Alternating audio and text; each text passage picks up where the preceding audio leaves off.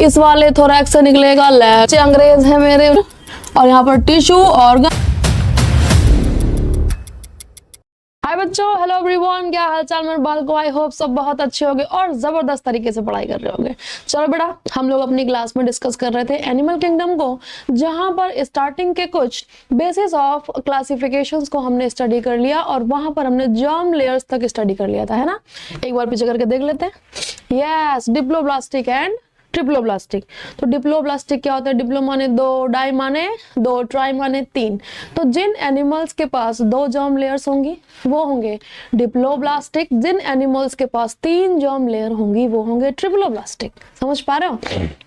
और डिप्लोब्लास्टिक और ट्रिप्लोब्लास्टिक में तुमने देखा कि दो जर्म लेयर माने एक्टोडर्म और एंडोडर्म, और तीन जर्म लेयर माने एक्टोडर्म, मेसोडर्म एंड एंडोडर्म। ठीक है, चलो आगे बढ़ते हैं बेटा। अब देखते हैं अगला बेसिस ऑफ क्लासिफिकेशन क्या है मेरे बच्चों? सीलोम। ठीक है, अब सीलोम कौन सी नई आफत है? चलो देखते हैं भाई, कैसे बनी सीलोम, क्या होती है सीलोम। आ जाओ। तो देखो, ये माना हमारी एंडोडर्म है, ठीक है, एंडोडर्म, और उसके बाद बाहर क्या थी? मेसोडर्म। ठीक है, और उसके बाद बाहर क्या थी मेरे बच्चों? एक्टोडर्म, है ना, एक्टोडर्म। अब देखो, पहली बात तो तुम एक चीज समझो, जो हमारी सीलोम है वो बनती है स्प्लिटिंग ऑफ मेसोडर्म। किसकी स्प्लिटिंग से? मेसोडर्म की। तो अब जरा बताओगे तुम बच्चा लोग कि डिप्लोब्लास्टिक, चलो यहीं पे लिख लेते हैं, डिप्लोब्लास्टिक जो एनिमल्स होंगे क्या उनमें सीलोम बनने की संभावना है?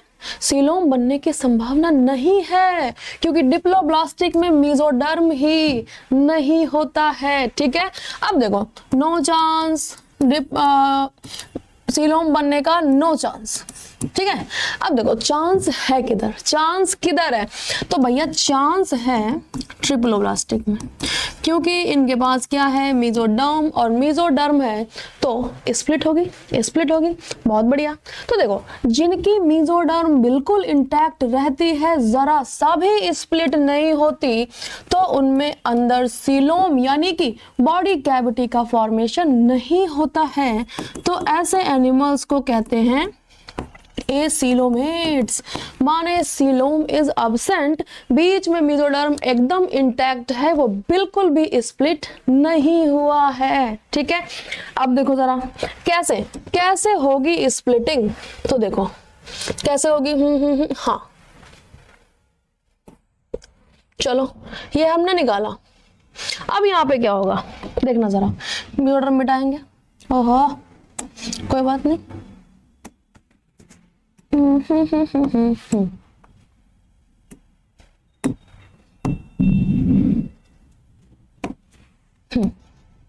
इतना इतना पार्ट, इतना इतना पार्ट, इतना इतना पार्ट मिटा लिया। ठीक है, ओहो, चलो ऐसे मिटा लिया। ठीक है, मिटा लिया बेटा, मिटा लिया, डोंट वरी, मिटा लिया मैम ने। चलो अब देखो, यहाँ पर जो मेसोडर्म है वो स्प्लिट होना शुरू होगी। अब तुम कहोगे कि पहले स्प्लिट स्प्लिट बता रहे हो, स्प्लिट पहले बताओ। तो इंटैक्ट कोई मेसोडर्म स्प्लिट हो, यानी कि दो पार्ट में डिवाइड होना शुरू करे। अब देखो जरा, यूं मेसोडर्म इंटैक्ट है, अगर ये स्प्लिट हुई तो बताओ बीच में कैविटी बनाएगी। बीच में क्या बनाएगी? कैविटी। उसी कैविटी को कहेंगे सीलोम, है ना।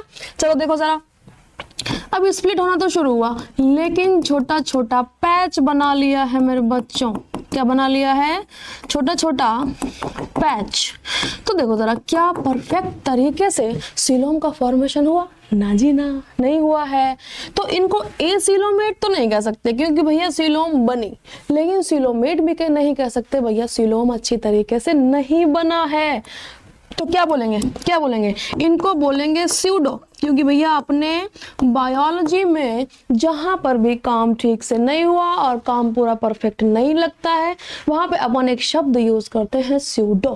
क्या यूज करते हैं? स्यूडो, है ना। यहाँ पर स्यूडो सीलोम का फॉर्मेशन हुआ। ठीक है, अब देखो कुछ एनिमल्स ऐसे जिनमें कि सीलोम का फॉर्मेशन बड़े अच्छे से हो गया, लेकिन अच्छे से कैसे हुआ तो देखो जरा, ये हमने बनाया डायग्राम, देन उसके बाद हाँ इसको मिटा लिया, ठीक है, इसको मिटा लिया, इसको मिटा लिया, यानी कि हमारे पास सीलोम बनने के चांसेस हैं। मीजोडर्म स्प्लिट कैसे करेगी तो देखो मेरे बच्चों, यहाँ पर यूं देखो, मीजोडर्म स्प्लिट होकर के एक लेयर चिपक गई है एक्टोडर्म के साथ, एक लेयर चिपक गई है एंडोडर्म के साथ। समझ पा रहे हो, ये बन गई मीजोडर्म की स्प्लिटिंग के थ्रू हमारी बॉडी कैविटी, जिसे कि अपन साइंटिफिकली बायोलॉजिकली बोलते हैं सीलोम, है ना। ठीक है, अब देखो, अब तुम्हारे सिलेबस में नहीं है लेकिन जरा सा ज्ञान ले लो बेटा, ज्ञान ले लो। जो बाहर वाला ये लेयर है यानी कि मीजोडर्म प्लस एक्टोडर्म, इसे कहते हैं पैराइटल पेरिटोनियम, और अंदर वाला जो लेयर है इसे हम कहते हैं विसरल पेरिटोनियम, है ना। ठीक है बेटा, ठीक है, बहुत बढ़िया। चलो अब देखो इस बॉडी कैविटी का फंक्शन क्या है, ये बन गई बॉडी कैविटी और बायोलॉजिकली सीलोम। क्या फंक्शन होगा, क्या फंक्शन होगा तो देखो, हमारी बॉडी में अंदर इंटेस्टाइन है, हमारी बॉडी में अंदर हार्ट है, हमारी बॉडी में लंग्स हैं, हमारी बॉडी में रिप्रोडक्टिव सिस्टम है। तो बताओ इन ऑर्गन्स को रहने के लिए जगह कहाँ मिलती अगर हमारी मीजोडर्म इंटैक्ट होती, सीलोम का फॉर्मेशन नहीं होता। तो देखो जरा, ये जो सीलोम है ये प्रोवाइड कर रही है स्पेस, किसके लिए, हमारी बॉडी ऑर्गन्स को रहने के लिए बॉडी के अंदर। समझ पा रहे हो, इसीलिए कहते हैं बॉडी कैविटी, ठीक है। और पेरिटोनियम उस वाले चैप्टर में, एक्सक्रीशन वाले चैप्टर में तुम किडनी के साथ एक टर्म सुनोगे कि किडनीज आर रेट्रोपेरिटोनियल। रेट्रोपेरिटोनियल का मतलब क्या होता है, यही पेरिटोनियम के पीछे प्रेजेंट होती हैं हमारी किडनीज। समझ पा रहे हो, जल्दी से बनाएंगे सभी लोग, जल्दी से बनाएंगे। तब तक मैडम थोड़ा सा कॉफी सेवन कर लें बेटा, कॉफी सेवन बहुत ठंड हो रही है।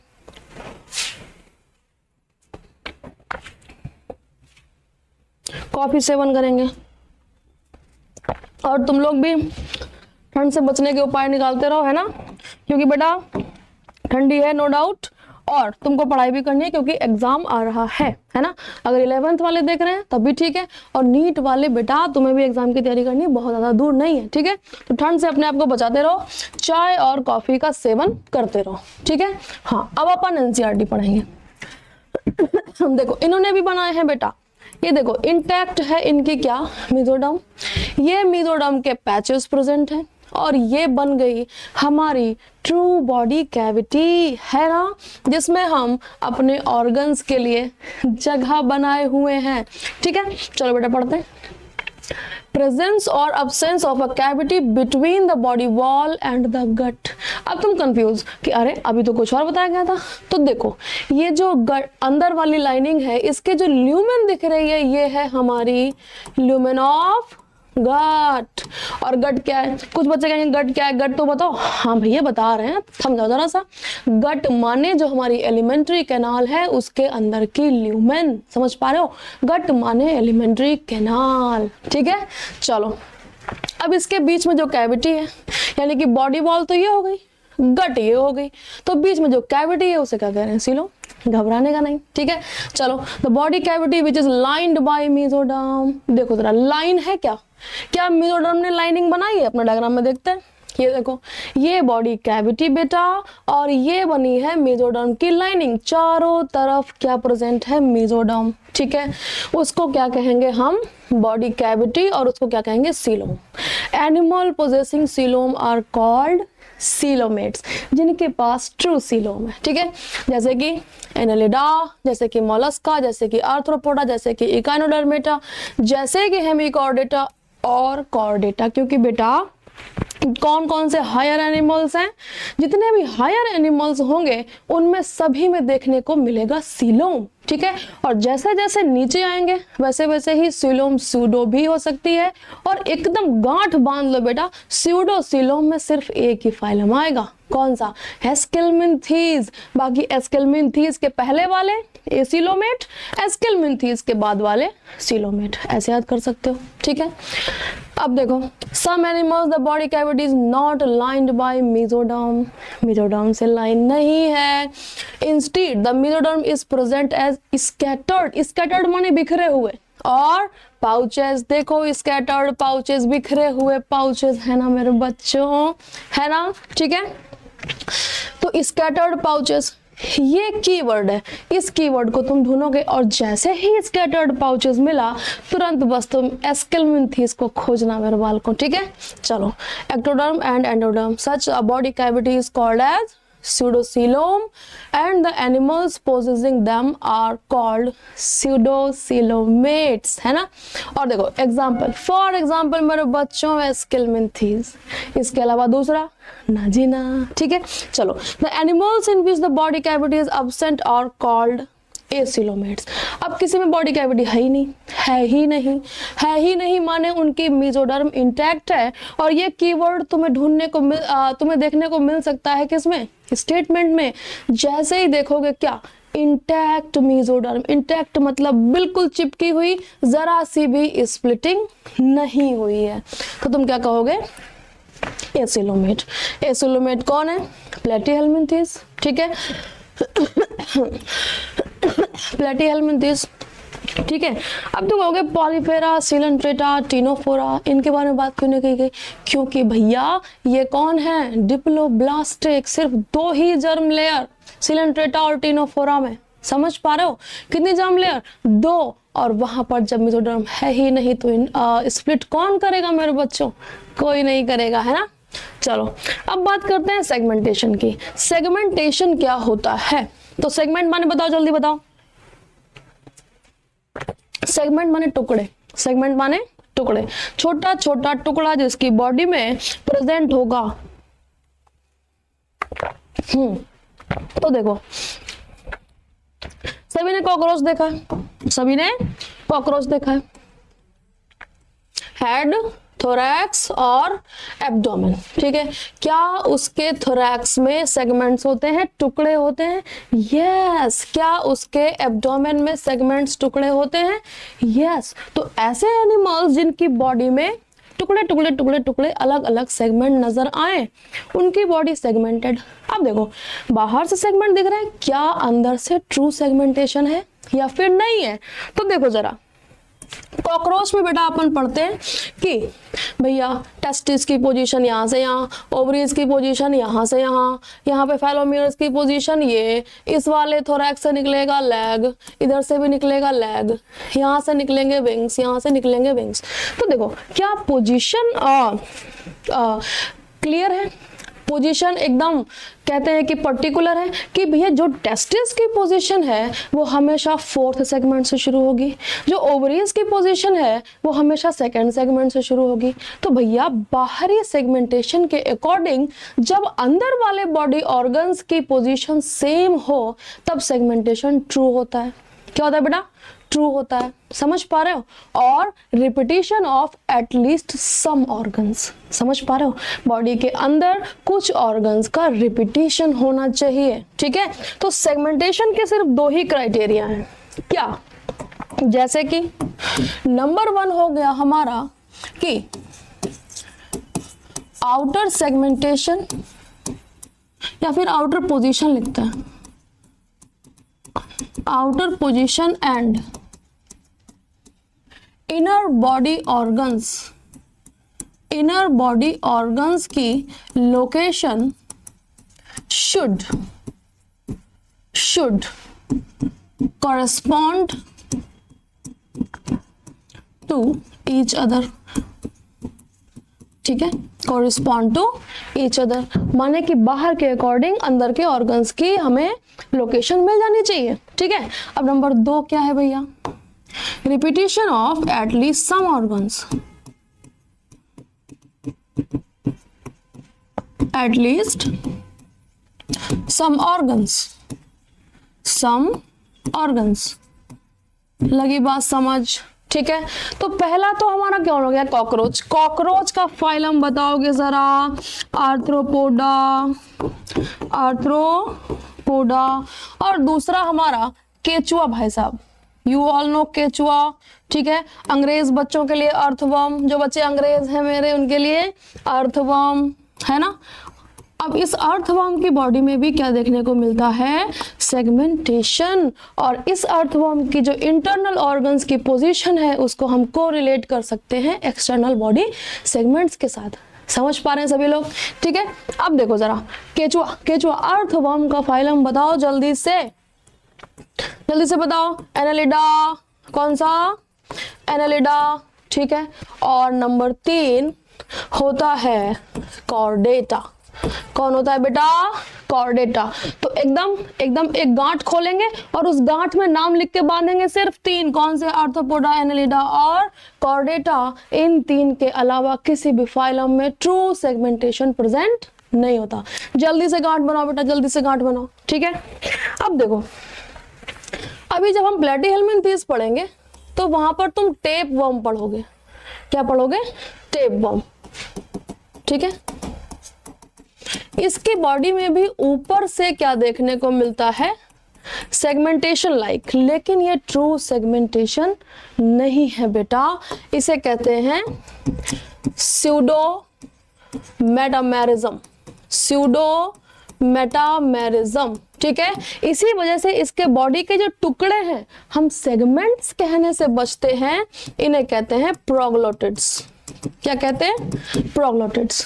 लगी बात समझ, ठीक है। चलो देखो जरा, देखो जरा, in some animals the body is externally and internally divided. देख रहे हो, देख रहे हो, कोरस्पॉन्डिंग होनी चाहिए नालायकों, ठीक है। into segments with a serial repetition of at least some organs। तो नंबर 1 क्राइटेरिया, नंबर 2 क्राइटेरिया, दोनों तुम्हारी एनसीईआरटी बता रही है, ठीक है। फॉर एग्जाम्पल इन अर्थवर्म, देखा बेटा, देखा, earthworm the body shows the pattern called metameric segmentation, और इसे हम मेटामेरिज्म भी कहते हैं। क्या कहते हैं, मेटामेरिज्म। अच्छा, इन्होंने दिया है नोन एज मेटामेरिज्म। अब ये सिर्फ अर्थवर्म का नाम ले रहे हैं, लेकिन तुमसे दूसरे भी पूछ लेंगे तो हम लिख लेते हैं यहाँ पे, है ना, आर्थ्रोपोडा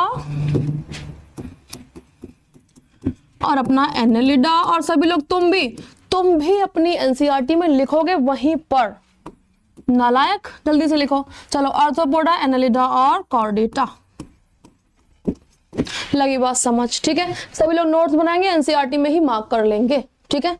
चलो अगला क्या है भैया, बेसिस ऑफ क्लासिफिकेशन। तो अगला है अपना notochord. What is notochord, notochord क्या है। तो देखो, जो हमारी रीढ़ की हड्डी है ना, ये बेटा, ये पीछे, ये जो तुम यू करके डांस करते हो और नोरा फतेही का डांस देखते हो, है ना, तो दैट इज क्या, मॉडिफाइड नोटोकॉर्ड। क्या है, मॉडिफाइड नोटोकॉर्ड। वर्टिब्रल कॉलम पढ़ते हो ना, है ना, that is what, modified notochord. तो जिन एनिमल्स में बॉडी के डॉर्सल सरफेस पर एक बोनी टाइप का स्ट्रक्चर मिलेगा जो उनके बॉडी को स्ट्रक्चरल सपोर्ट प्रोवाइड करेगा, उसे हम क्या कहेंगे, नोटोकॉर्ड। क्या कहेंगे, नोटोकॉर्ड, ठीक है। इसी नोटोकॉर्ड के बेस पर हल्ला हो गया बेटा, है ना, इसी नोटोकॉर्ड के बेस पर हल्ला हो गया, ठीक है। नोटोकॉर्ड जिनमें प्रेजेंट थी उन्हें हमने कह दिया कॉर्डेट्स। क्या कह दिया, कॉर्डेट्स। और जिनमें अब्सेंट थी बेटा उन्हें हमने कह दिया, कलर सुंदर नहीं लग रहा क्या, हाँ सुंदर तो लग रहा है, ठीक है। अब्सेंट थी उन्हें हमने कह दिया नॉन कॉर्डेट्स। क्या कह दिया, नॉन कॉर्डेट्स, ठीक है। लेकिन फिर साइंटिस्ट अगले दिन उठा, बोले अच्छा इनमें नोटोकॉर्ड प्रेजेंट है, हटो किनारे, तुम हो गए कॉर्डेट्स। इनमें नोटोकॉर्ड नहीं प्रेजेंट है, तुम हटो किनारे, तुम क्या हो गए, नॉन कॉर्डेट्स हो गए, ठीक है। जिनमें नोटोकॉर्ड थी कॉर्डेट्स, जिनमें नहीं थी नॉन कॉर्डेट्स, ठीक है। अब एक एनिमल, एक कुछ फाइलम ऐसा था कि ओ माय गॉड, नोटोकॉर्ड की तरह तो एक स्ट्रक्चर है लेकिन वो ट्रूली नोटोकॉर्ड नहीं है, उसे स्टोमोकॉर्ड बोलते हैं, क्या बोलते हैं, स्टोमाकॉर्ड। तो क्या उसे कॉर्डेट में रखना ठीक होगा, ना जी ना। क्या उसे नॉन कॉर्डेट में ठीक रखना ठीक होगा, ना जी ना। तो उसे एक अलग जगह देनी पड़ी बेटा, और उसे हमने कहा हेमिकॉर्डेटा, यानी कि हेमी मतलब कॉर्डेटा, यानी कि हेमी मतलब हाफ, मतलब नोटोकॉर्ड जैसा कुछ तो है मगर वो ट्रू नोटोकॉर्ड नहीं है, माने कि आधा नोटोकॉर्ड जैसा उसमें फंक्शन स्ट्रक्चर दिखाई दे रहा है। तो हमने उसे कहते हैं यू आर हेमी कॉर्डेटा, ना ही तुम कॉर्डेटा में रहोगे ना ही नॉन कॉर्डेटा में, ठीक है। तो अब देखो जरा, अब कॉर्डेटा में भी फिर से हल्ला मच गया, बोले ना जी ना, हमारी तो सिर्फ कॉर्डेट है सीधे सीधे। लेकिन कुछ बोले हमारे पास तो नोटोकॉर्ड है, बट हमारी नोटोकॉर्ड मॉडिफाई हो गई है। समझ पा रहे हो कैसी हो गई है, मॉडिफाई। तो एक तो हो गए तुम्हारे सिंपल कॉर्डेट्स, कॉर्डेट्स, ठीक है, और दूसरे हो गए तुम्हारे वर्टिब्रेट्स, वर्टिब्रेट्स। अब वर्टिब्रेट्स क्या होते हैं, जिनकी नोटोकॉर्ड चेंज हो जाएगी वर्टिब्रल कॉलम में, है ना। Notochord modified into vertebral column, vertebral column. लगी बात समझ। और कुछ ऐसे जिनकी भैया नहीं चेंज हुई, जिनकी नहीं चेंज हुई, जैसे कि यूरोकॉर्डेटा, जैसे कि सिफेलोकॉर्डेटा, ठीक है। एक एक करके पढ़ेंगे, घबराने का नहीं। तो समझ पा रहे हो नोटोकॉर्ड के बेस पे क्या हल्ला चल रहा है, ठीक है। चलो आगे बढ़ते हैं और पढ़ते हैं। नोटोकॉर्ड इज अ मेसोडर्मली डेराइव्ड, देखा आ गया। अब तुम कहोगे मेसोडर्मली डेराइव्ड क्या होता है, तो जर्म लेयर जो 3 थी तो बीच में क्या होती है, मेसोडर्म, वहीं से बनेगी क्या, नोटोकॉर्ड, ठीक है। Rod like structure formed on the dorsal side, याद रखोगे कौन सी साइड में, डोर्सल। भूल जाना तो खुद का देख लेना, वर्टिब्रल कॉलम किधर है, डोर्सल, और ये आगे वाला वेंट्रल, ठीक है।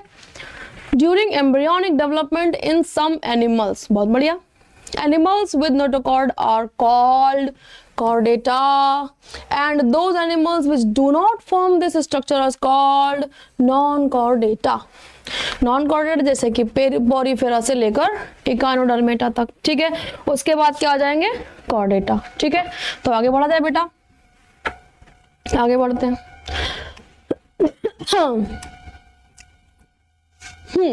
अब क्लासिफिकेशन ऑफ एनिमल्स, अब देखेंगे कि कितने टाइप के एनिमल्स थे और उन्हें कितने तरीके के फाइलम में अरेंज किया गया। चलो आजा बेटा। ठीक है, नहीं पढ़ना हमें, ओके ठीक है। आओ जरा डिस्कस करते हैं। चलो, किंगडम कौन सा, एनिमेलिया, और एनिमेलिया में हमेशा मल्टी सेलुलर ऑर्गेनिज्म होगा, ये तुम्हें बता चुके हैं। यहाँ पर किसी भी यूनिसेलुलर को नहीं रखा गया, उनको अलग जगह दी गई है, ठीक है, कि भैया तुम प्रोटिस्टा में रहोगे, ठीक है। चलो, लेवल ऑफ ऑर्गेनाइजेशन, एनिमेलिया को डिवाइड किया on the basis of level of organisation, cellular level, और यहाँ पर टिश्यू, ऑर्गन और ऑर्गन सिस्टम, तीनों को इधर निकाल लिया है। सेलुलर लेवल में मोस्टली एसिमेट्रिकल, ठीक है, और कुछ सिमेट्रिकल होते हैं। और यहाँ पर सेलुलर में सिर्फ तुम्हें एक ही एग्जांपल याद रखना है, पॉरीफेरा। पॉरीफेरा में ही सेलुलर होता है बेटा, बाकी आगे सब में टिश्यू, ऑर्गन और ऑर्गन सिस्टम, ठीक है। चलो, एसिमेट्रिकल है, जर्म लेयर्स तो होती ही नहीं है, तो एसिलोमेट्स तो होंगे ही, बिल्कुल सही बात है। अब टिश्यू वालों को देखो, कुछ में कैसी सिमेट्री, रेडियल, कुछ में कैसी सिमेट्री, बायलैटरल। रेडियल वाले सारे के सारे उसमें सीलोम नहीं होगी, तो क्या कहेंगे, एसिलोमेट्स, सीलेंट्रेटा और टीनोफोरा। और दोनों के दोनों डिप्लोब्लास्टिक, दोनों के दोनों डिप्लोब्लास्टिक, ठीक है। अब देखो जरा, without body cavity acoelomates, Platyhelminthes, ये ट्रिप्लोब्लास्टिक होते हैं, लेकिन जो मेसोडर्म है वो इंटैक्ट रहती है, ठीक है।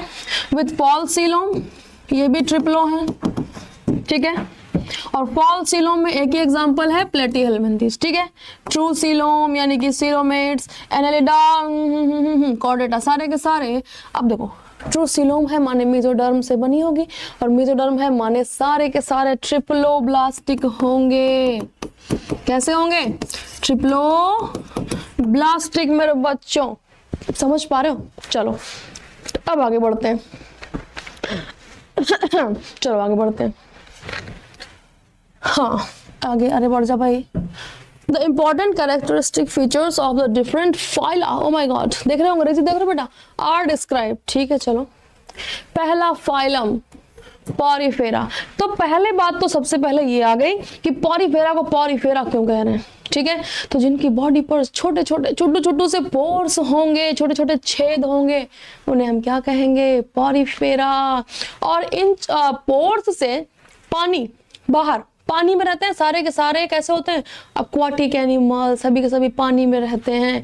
एंड कुछ फ्रेश वाटर में रहते हैं, कुछ मैरीन वाटर में रहते हैं। मोस्टली मैरीन होते हैं लेकिन कुछ फ्रेश वाटर होते हैं। ठीक है, अब बैठे हुए हैं, ओ माय गॉड, खाना पीना चाहिए, सांस चाहिए, ऑक्सीजन चाहिए सांस लेने के लिए, ओ माय गॉड, एक्सक्रीशन भी करना है, ओ माय गॉड, गैमीट्स भी चाहिए। तो क्या करें, क्योंकि भैया जो पॉरीफेरा के एनिमल्स हैं बेटा, वो बिल्कुल लोकोमोशन नहीं कर सकते, है ना, सीडेंट्री एनिमल्स होते हैं, एक ही जगह पर रहते हैं, बिल्कुल भी मूव नहीं करते। फिर क्या हुआ, बोले अच्छा अब सब कुछ चाहिए, हम तो मूव कर नहीं पा रहे, खाना उधर है, हम जा ही नहीं पा रहे वहां खाने, तो अब क्या किया जाए, क्या किया जाए, तो किया जाए कि भैया बॉडी में पोर्स लगा लिए जाए। उन पोर्स से पानी अंदर आएगा, और पानी अंदर आएगा तो ऑक्सीजन लाएगा, पानी अंदर आएगा तो खाना लाएगा, फूड लाएगा, पानी अंदर आएगा तो क्या लाएगा, गैमीट्स लाएगा, और अंदर सारा पानी आ गया, उसमें से हमने खाना खींच लिया, उसमें से हमने ऑक्सीजन खींच ली, अपने यूज के गैमीट्स खींच लिए। अब क्या होगा, जो एक्सक्रीशन किया है सभी सेल्स ने, वो उसी पानी में डाल दिया, बोलो ये लो एक्सक्रीटरी वेस्ट, और वही पानी जो अंदर आया था वो गया बाहर, और सारा एक्सक्रीटरी वेस्ट बाहर। तो ये स्ट्रेटजी है किसकी, पॉरीफेरा की। चलो पहले पढ़ते हैं, फिर पढ़ेंगे, पहले समझते हैं। तो तुम लोग पढ़ चुके हो नालायकों कि पॉरीफेरा में जो ऑर्गेनाइजेशन है वो कैसा है, सेलुलर लेवल। कैसा है, सेलुलर लेवल। सेल्स आपस में अरेंज हैं, लेकिन ये सेल्स एक दूसरे की कोई भी सहायता नहीं करती। तो देखो, अगर हम बनाएं इनकी बाहर की बॉडी वॉल, तो हमने ऐसे बनाया, ऐसे बनाया। अब इनकी बॉडी पर चलो ठीक है यार, जज मत करना ड्राइंग को। इनकी बॉडी पर छोटे छोटे पोर्स होते हैं, तो पोर्स ऐसे बने होते हैं, ऐसे यूं, ये पोर्स है। इन पोर्स को कहते हैं ऑस्टिया। क्या कहते हैं, ऑस्टिया। चलो भाई, इनको कहते हैं ऑस्टिया। ठीक है, अब बाहर से जल आएगा बेटा अंदर, इन ऑस्टिया के थ्रू जल अंदर आएगा, जल अंदर आ गया, जल अंदर, जल अंदर, अंदर। ठीक है, और जब वाटर अंदर आया तो ये वाटर क्या क्या लाया, फूड लाया, वाटर ऑक्सीजन लाया, वाटर गैमीट्स लाया, और ये लेकर के क्या जाएगा, एक्सक्रीटरी वेस्ट, एक्सक्रीटरी वेस्ट लेकर के जाएगा। ठीक है, अब वाटर इधर ही घूम रहा है, घूम रहा है, घूम रहा है, घूम रहा है। ठीक है, अब देखो फिर से इधर आ जाओ, सारा का सारा ऑर्गेनाइजेशन कैसा है, सेलुलर, माने एक अकेली सेल को अपना सारा काम खुद ही करना है, मदद किसी की नहीं मिलने की। तो देखो, जो भी फूड आया इस सेल के अंदर घुस गया, ऑक्सीजन सबने बांट ली, सबने ऑक्सीजन बांट ली। अब क्या होगा, डाइजेशन सेल के अंदर होगा, तो क्या हो जाएगा मेरे बच्चों, intra cellular digestion, intra cellular digestion. अब सेल्स ने मेटाबॉलिज्म कर लिया, तो बताओ मेटाबॉलिज्म के बाद में वेस्ट भी तो निकलेगा, है ना, वेस्ट निकलेगा, तो वेस्ट को वापस कहाँ रिलीज कर दिया, इस कैविटी में। इस कैविटी को कहते हैं स्पॉन्जोसील। क्या कहते हैं, स्पॉन्जोसील। अब यहां से वाटर सारा का सारा एक्सक्रीशन लेके बाहर निकल गया, और स्पोर को कहते हैं ऑस्कुलम। तो बताओ जरा, एक स्पॉन्ज की बॉडी में, एक स्पॉन्ज की बॉडी में ऑस्टिया कई सारे होंगे, मल्टी, और ऑस्कुलम सिंगल होगा। ठीक है, समझ पा रहे हो, समझ पा रहे हो। अब पढ़ते हैं बेटा, अब पढ़ते हैं। Members of this phylum, members of this phylum are commonly known as sponges. अब देखो सभी के घर में स्पंज होगा, नहाते हैं ना बाथ स्पंज, तो जैसे ही स्पंज को पानी में डाला, स्पंज ने पानी एब्जॉर्ब किया और उसके अंदर खूब सारा पानी है, उसको उठा के रख दो। लेकिन जैसे हम स्पंज को दबाएंगे, पानी बाहर। जस्ट उस तरीके से ये पानी को अपनी बॉडी के अंदर खींच सकते हैं और पानी को बाहर निकाल सकते हैं, इसीलिए क्या कहते हैं बच्चों, स्पॉन्जेस। ठीक है, जनरली मरीन है ना, और and mostly asymmetrical animals, generally marine but some fresh water, ठीक है। these are asymmetrical, लेकिन कुछ कैसे होते हैं symmetrical, कुछ कैसे होते हैं symmetrical, और उसमें भी radially symmetrical। ठीक है, चलो, and have cellular level of organization। ठीक है, sponges have a water transport canal system, और नाम सुन के घबराने का नहीं, यही कैनाल सिस्टम है कि ऑस्ट्रिया थे, ऑस्ट्रिया से पानी अंदर आया, स्पॉन्जोसील में गया, स्पॉन्जोसील में पूरा प्रोसेस हो गया, खाना दे दिया, ऑक्सीजन दे दिया, गैमेट्स दे दिए, वेस्ट उठा लिया और पानी गया बाहर, तो इसी को कहते हैं वाटर कैनाल सिस्टम। तो नाम सुन के घबरा जाओगे ना, घबराने का नहीं मेरे बच्चों। ठीक है, चलो, कैनाल सिस्टम है, water enter through minute pores, ostia कहते हैं, और उसमें एक सेंट्रल कैविटी है, स्पॉन्जोसील कहते हैं, from where it goes out through the एक पोर है और उसको लंग कहते हैं। ठीक है, समझ पा रहे हो? ठीक है, चलो, this pathway of water transport and helpful food gathering, respiratory exchange माने वही तुम्हारा oxygen, and removal of waste। समझ पा रहे हो? अब देखो, कोइनोसाइट्स और collar cell line the spongocoel and the canals. ठीक है, अब देखो कोइनोसाइट्स क्या है, तो देखो जरा, अंदर ये पंडित जी की चुटिया वाली सेल लगी होंगी, इन्हें कहेंगे कोइनोसाइट्स। क्या कहेंगे? कोइनोसाइट्स। इन्होंने पूरी स्पॉन्जोसील को लाइन किया हुआ है। ठीक है, यही बात कहना चाह रहे हैं। कॉलर सेल्स, ठीक है। डाइजेशन इज इंट्रासेलुलर, सेल के अंदर होगा, सारी सेल्स अपना अपना फूड खींच लेंगी और अपना अपना खाना डाइजेस्ट करेंगी और बोलेंगी भैया हो गया। ठीक है, the body is supported by a skeleton made up of spicules और स्पॉन्जिन फाइबर्स। देखा, अब देखो क्या होता है, चलो, जो बॉडी है ऐसे, इस पर बेचारे अब कहीं जा तो सकते नहीं, तो ऐसे कांटे जैसे लगे होते हैं, किसके लिए? प्रोटेक्शन के लिए। इनको क्या कहते हैं? स्पिक्यूल्स या फिर स्पॉन्जिन फाइबर्स। कुछ इसमें बहुत ज्यादा नया नहीं है। ठीक है, अब देखो जरा, सेक्सेस आर नॉट सेपरेट, माने मेल और फीमेल अलग अलग नहीं होंगे, एक ही बॉडी में मेल सेक्स ऑर्गन और उसी बॉडी में फीमेल सेक्स ऑर्गन, और ऐसे एनिमल्स को हम हर्माफ्रोडाइट कहते हैं। क्या कहते हैं? हर्माफ्रोडाइट। ठीक है, eggs and sperms are produced by the same individual. कैसा? Same individual. Sponges reproduce asexually by fragmentation and sexually by formation of gametes। ठीक है, फ्रेगमेंटेशन हम जानते हैं फ्रेगमेंटेशन कैसे होता है। देखो, एक स्पॉन्ज बॉडी, इसी का फ्रेगमेंट काट दो तो ये एक नया स्पॉन्ज बन गया, ये दूसरा नया स्पॉन्ज बन गया, इसे कहते हैं फ्रेगमेंटेशन। दो टुकड़े कर दिए मगर दोनों टुकड़े दो इंडिविजुअल बना लेंगे, है ना, fragmentation. And sexually bye formation of gametes. ठीक है, अब गैमेट्स में क्या होगा? मेल गैमेट्स ही यात्रा करता है, फीमेल गैमेट तो यात्रा नहीं करता। तो मेल गैमेट्स पानी के साथ अंदर आएंगे और फीमेल गैमेट के साथ फर्टिलाइज करेंगे। ठीक है, चलो, फर्टिलाइजेशन इज इंटरनल, बिल्कुल सही बात। पानी के साथ गैमेट अंदर आया था और फर्टिलाइजेशन स्पॉन्ज बॉडी के अंदर हुआ है नालायकों। ठीक है, एंड डेवलपमेंट इज इनडायरेक्ट। अब देखो, एक तुम्हें कंफ्यूजन ये हो सकती है कि डायरेक्ट और इनडायरेक्ट डेवलपमेंट कैसे होता है। ठीक है, तो तुम सभी ने क्या देखा होगा? मुर्गी, है ना, और तुम सभी ने अपने आप को भी देखा होगा। बहुत बढ़िया, बहुत बढ़िया। तो जब डेवलपमेंट के दौरान, जब अंडा, एग, मुर्गी का अंडा जब फूटा, ठीक है, तो क्या उसमें रेंगने जैसा कोई स्ट्रक्चर, लार्वा निकलता है? ना जी ना, सीधे एडल्ट बाहर आता है। सीधे अडल्ट बाहर आएगा। ठीक है, अब तुम ये मत कहना कि वो एडल्ट मुर्गी इतनी बड़ी तो नहीं होती, नहीं बेटा, वो छोटा एक पूरा फुल्ली डेवलप्ड ऑर्गेनिज्म है जिसका शेप बिल्कुल अपने पेरेंट जैसा है, बस उसका साइज अभी छोटा है। समझ पा रहे हो? जितने स्ट्रक्चर्स पेरेंट्स में हैं उतने ही स्ट्रक्चर उसमें है। समझ पा रहे हो? तो उसे कहते हैं अडल्ट।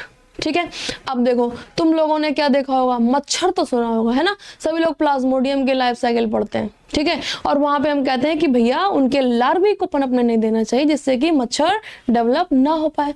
और फिर गोली मारो सबको, तुमने सिल्क वर्म का नाम सुना होगा। तो सिल्क वर्म, अरे सिल्क की साड़ी दुपट्टा जो पहनते हैं ना, ठीक है, तो जब वो अंडा देता है तो अंडे में से सीधे सिल्क वर्म बाहर नहीं आता, एडल्ट बाहर नहीं आता, उसमें से एक रेंगने वाला स्ट्रक्चर बाहर आता है, लार्वा कहते हैं उसे। ठीक है, तो जब अंडा फूटा तो सीधे अडल्ट बाहर आया, तो डायरेक्ट डेवलपमेंट। बीच में कोई लार्वल स्टेज मिली तो इनडायरेक्ट डेवलपमेंट। ठीक है, तो इनका डेवलपमेंट कैसा है? इनडायरेक्ट है। ठीक है, having a larval stage which is morphologically distinct. Morphology adult की तरह, अपने पेरेंट्स की तरह नहीं होती, है ना, फ्रॉम द एडल्ट। लगी बात समझ? अब एग्जाम्पल देखो जरा। साइकॉन बनाया है इन्होंने, यू स्पॉन्जिया बनाया है और स्पॉन्जिला बनाया है। समझ पा रहे हो? ठीक है, चलो अब यहाँ पर उन्होंने लिखा भी है example साइकॉन, Spongilla and you Spongia. और यहाँ पर उन्होंने दिया है कि जो स्पॉन्जिला है वो कैसा है? Fresh water sponge. समझ पा रहे हो? तो अगर तुमसे स्टेटमेंट के दौरान पूछा जाए फ्रेश वाटर स्पॉन्ज का नाम, तो फटाक से लिख देना 11th वालों, और नीट वालों फटाक से सिलेक्ट कर लेना क्या? स्पॉन्जिला। समझ पा रहे हो? चलो फिर आज के लिए इतना ही बेटा, अगली क्लास में सिलेंट डेटा से शुरुआत करेंगे, तब तक के लिए पढ़ते रहो। Bye bye.